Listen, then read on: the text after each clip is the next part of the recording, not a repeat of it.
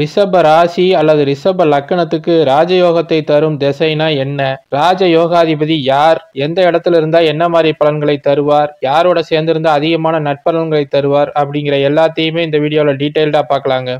வணக்கம், நான் உங்கள் அன்பு நண்பன் பூசம் பூபதி. வாங்க இப்ப வீடியோக்குள்ள போலாம். ஃபர்ஸ்ட், ராஜயோகம் தரும் திசைனா என்ன?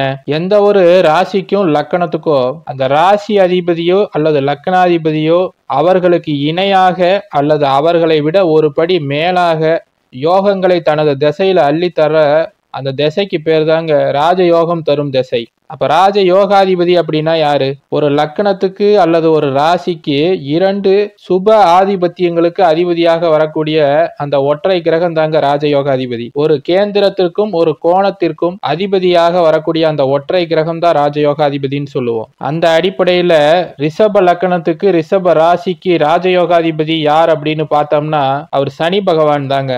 நம்ம ஏற்கனவே சொன்ன மாதிரி ஒரு கேந்திரத்திற்கும் ஒரு கோணத்திற்கும் அதிபதியாக வரணும் இல்லையா? அப்ப இந்த சனி பகவான் அப்படி ராஜயோகாதிபதியா வர்றாரா? எப்படி? ரிஷப லக்கணத்துக்கு 9ஆம் அதிபதியாகவும் 10ஆம் அதிபதியாகவும் சனி பகவான் வருவாருங்க. மகரம் 9வது வீடாகவும் கும்பம் 10வது வீடாகவும் வரும். இந்த 2 வீடுகளுமே சனி பகவானுடைய வீடுகள் அப்படிங்கிறது இங்க குறிப்பிடத்தக்கது. 1, 5, 9ங்கிறது திரிகோணம். அதுலயும் இந்த 9ஆம் பாவகம் அப்படிங்கிறது பெருங்கோணம். அதே போல 1, 4, 7, 10 அப்படிங்கிறது கேந்திரஸ்தானங்கள். அதிலும் இந்த 10ஆம் பாவகம் அப்படிங்கிறது பெருங்கேந்திரம். இப்படி ஒரு பெருங்கோணத்திற்கும் ஒரு பெருங்கேந்திரத்திற்கும் ஒரே நேரத்தில் அதிபதியாக வரக்கூடிய இந்த சனி பகவான் தாங்க ரிஷபராசி ரிஷப லக்கணக்காரர்களுக்கு மிகப்பெரிய ராஜயோகத்தை தரக்கூடிய கிரகம். இந்த சனி பகவான் இந்த ரிஷபராசிக்காரர்களுக்கு தர்ம கர்மாதிபதி யோகத்தையும் கொடுப்பார். ஏன்னா 9ஆம் அதிபதியும் 10ஆம் அதிபதியும் இணைந்து உருவாவதற்கு பேருதான் தர்ம கர்மாதிபதி யோகம். இந்த ரிஷப லக்கணக்காரர்களுக்கு இயற்கையிலேயே 9ஆம் அதிபதியும் 10ஆம் அதிபதியும் ஒரே கிரகமாகிய சனி பகவானா வர்றதுனால இவர்களுக்கு இயற்கையிலேயே இந்த தர்ம கர்மாதிபதி யோகம் அப்படிங்கிறது அதிகமாக செயல்படுங்க. எப்போது செயல்படும்? அவரு அந்த 9ஆம் பாவகத்திலேயோ அல்லது 10ஆம் பாவகத்திலேயோ தர்மஸ்தானமாகிய 9ஆம் பாவகத்திலேயோ அல்லது தொழில் ஸ்தானமாகிய கர்மஸ்தானமாகிய 10ஆம் பாவகத்திலேயே இருக்கும்போது இந்த யோகம் மிக அதிகமாக செயல்படுங்க. சரி, இந்த ராஜயோகாதிபதியாக வரக்கூடிய இந்த சனி பகவான் என்ன தருவார்? நம்ம ஏற்கனவே பார்த்த மாதிரி அவர் தர்ம கர்மாதிபதியாக வருகிறார். பெருங்கோணமாகிய 9ஆம் பாவத்திற்கு அதிபதியாக வருகிறார். 9ஆம் பாவகம் பாக்கியஸ்தானம், தந்தையை குறிக்கக்கூடிய ஸ்தானம், தந்தை வழி முன்னோர்களை குறிக்கக்கூடிய ஸ்தானம், பூர்வீக சொத்துக்களை குறிக்கக்கூடிய ஒரு ஸ்தானம், நல்ல ஒரு உயர் கல்வி, புண்ணிய காரியங்கள், தர்ம காரியங்களை குறிக்கக்கூடிய ஒரு ஸ்தானத்துக்கு அதிபதியாக வர்றதுனால இந்த சனி பகவான் தந்தை விஷயங்கள்ல நல்ல ஒரு மேன்மையை கொடுப்பாருங்க. தந்தை வழி பூர்வீக சொத்துக்களை அதிகமாக கொடுப்பாரு இந்த ரிஷப லக்கணத்துக்கு அவருடைய திசையில. அதே மாதிரி 10ஆம் ஸ்தானத்துக்கு அதிபதியா வர்றாரு இல்லையா? அதனால நல்ல வேலை, தொழில், நல்ல ஒரு உயர் பதவி, அந்தஸ்து, கௌரவம் ஆகியவற்றை கொடுக்கக்கூடியவரா சனி பகவான் வர்றாருங்க. இதெல்லாம் அவருடைய ஆதிபத்தியங்கள், 9, 10ஆம் ஆதிபத்தியங்கள். சனி பகவான் அவருக்குன்னு ஒரு குறிப்பிட்ட காரகத்துவங்கள் இருக்கு இல்லையா? அது என்ன? சனி பகவான் இயற்கையிலேயே இந்த லக்கணத்துக்கு நல்ல ஆதிபத்தியத்தை பெறதுனால அவருடைய காரகத்துவங்களும் நல்லபடியாகவே கிடைக்குங்க. இந்த நல்ல ஸ்தானங்கள்ல இருக்கும்போது சனி என்ன தருவார்? நீண்ட ஆயுளை கொடுக்கக்கூடியவர் சனி பகவான் தாங்க. ஒரு நல்ல ஒரு ஆன்மீக சிந்தனையை, உயர்ந்த ஒரு ஆன்மீக ஞானத்தை கொடுக்கக்கூடியவர் சனி பகவான். சுபத்துவமாக இருக்கக்கூடிய சூழ்நிலைகள்ல நல்ல ஒரு நேர்மையான சிந்தனையையும் கொடுப்பார். அதே போன்று பழையவற்றிலிருந்து அதிகமான லாபத்தை கொடுப்பார். பழைய வீடு, பழைய வண்டி, வாகனம் ஆகிய செகண்ட் ஹேண்ட்னு சொல்றோம் இல்லையா? அந்த விஷயங்கள்ல இருந்து அதிகமான லாபத்தை கொடுப்பார். இரும்பு, கருப்பு நிறமுள்ள பொருட்கள், குடிக்க கூடாத திரவங்கள், இது போன்ற தொழில்களை செய்பவர்களுக்கு இந்த ரிஷப லக்கணக்காரர் ரிஷப ராசிக்காரர்களுக்கு சனி பகவான் பெரிய அளவுல அவருடைய காரகத்துவங்களின் மூலமாக இவற்றில் நன்மைகளை கொடுப்பாருங்க. சனி பகவான் தாங்க மெக்கானிக் என சொல்லப்படக்கூடிய அந்த இயந்திரம் சார்ந்த விஷயங்களுக்கு காரணமானவர். மெதுவாக செய்யக்கூடிய அந்த கலட்டி மாட்டக்கூடிய விஷயங்களுக்கு பொறுமை ரொம்ப ரொம்ப அவசியம். சனி பகவான் ரொம்பவே நிதானத்தையும் பொறுமையும் கொடுக்கக்கூடிய ஒரு கிரகம் அப்படிங்கறதுனால இவர்களுக்கு அந்த மெதுவாக செய்யக்கூடிய, நிதானமாக செய்யக்கூடிய வேலைகள் அனைத்துமே நன்றாக வருங்க.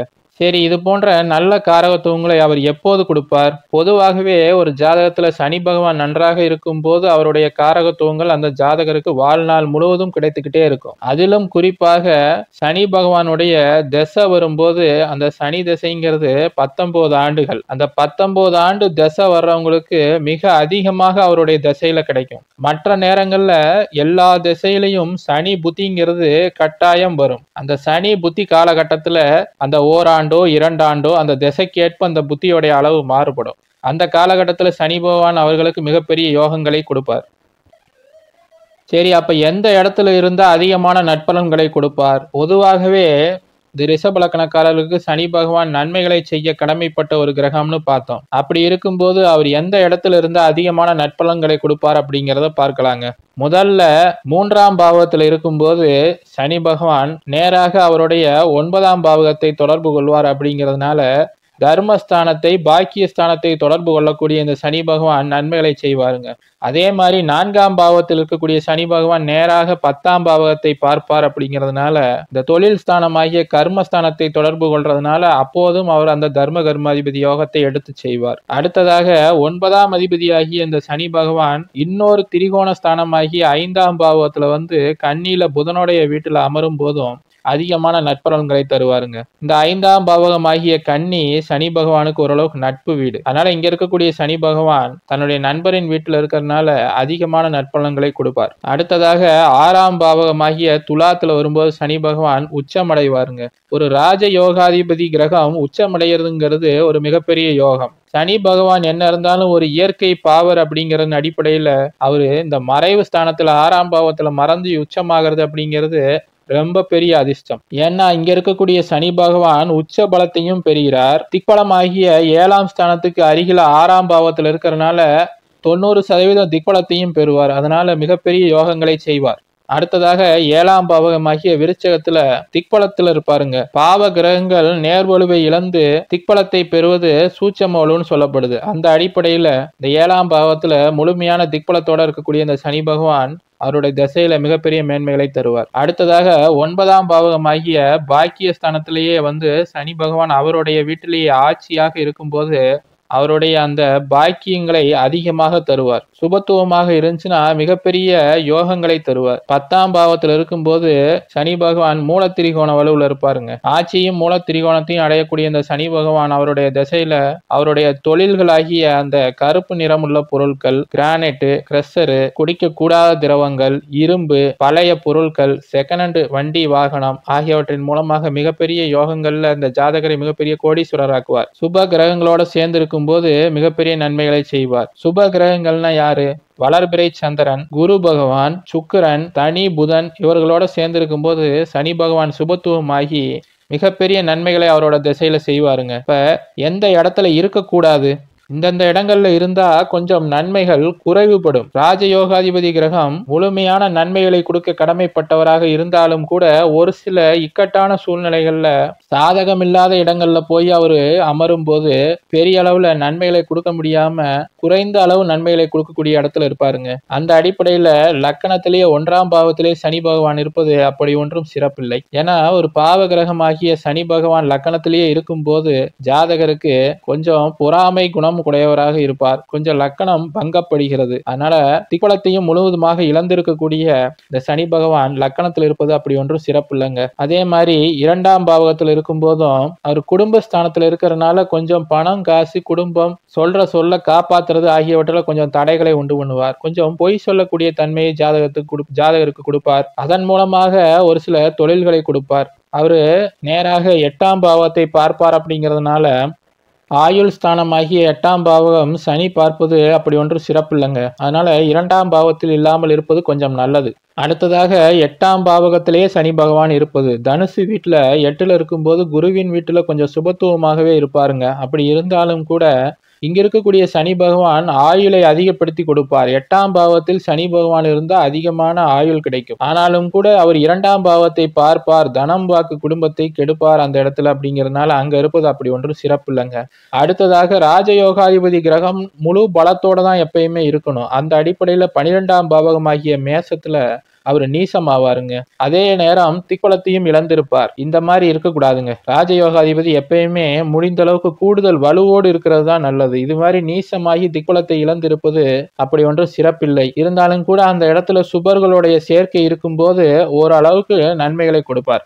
சரி, யாரோட சேர்ந்திருந்தா அதிகமான நன்மைகளை கொடுப்பார்? குரு சுக்கிரன் வளர்பிறை சந்திரனோடு சேர்ந்திருந்தால் கொடுப்பார். யாரோட சேர்ந்திருந்தா அதிகமான நற்பலன்களை கொடுக்க மாட்டார்? ராகு கூட சேர்ந்திருக்கும் போது சனி பகவான் கெட்டு போயிடுவாருங்க. அதனால அந்த இடத்துல பெரிய அளவுல நற்பலன்கள் இருக்காது. கேதுவோட சேர்ந்திருக்கும் போது கூட சூட்சம வலு அப்படிங்கறதன் அடிப்படையில சனி பகவான் நல்ல பலன்களை கொடுப்பார். கேதுதான் சனியோட சேர்றதுனால கெட்டு போயிடுவார். எந்த ஒரு கிரகமும் சனி பகவானோடு சேரும்போது தான் வலுவிழந்து சனி பகவானை வலுப்படுத்துவார்கள் சுபர்கள்.